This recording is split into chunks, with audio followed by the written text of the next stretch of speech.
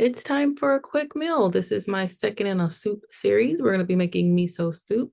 We're going to start by putting on the tea kettle, overheating water in the microwave to your desired hotness. I'm going to be using either a small bowl or a large cup to add half a teaspoon of ground ginger. And then I'm going to be adding half a teaspoon of black pepper. You can, of course, go with whatever flavor options work for you. Green onion or garlic is usually a good option.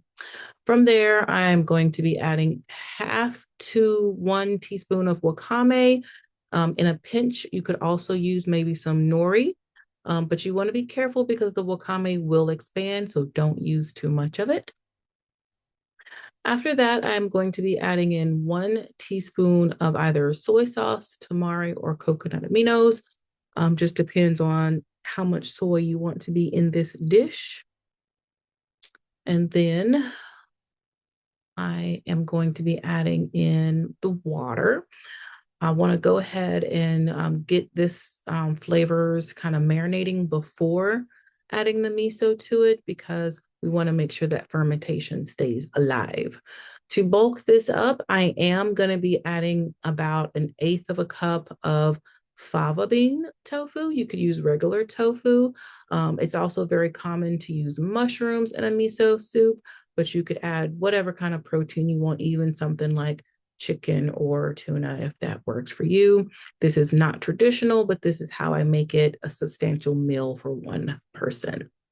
So once I have all of that together, I'm gonna let it sit to the side, covered for about 3 to 5 minutes. I want it to stay warm, but I don't want it to be boiling hot when I add the miso, because again, I want to keep that fermentation alive. So once I am ready, I am going to use a mesh strainer to mix in the miso. You could use red miso or white miso.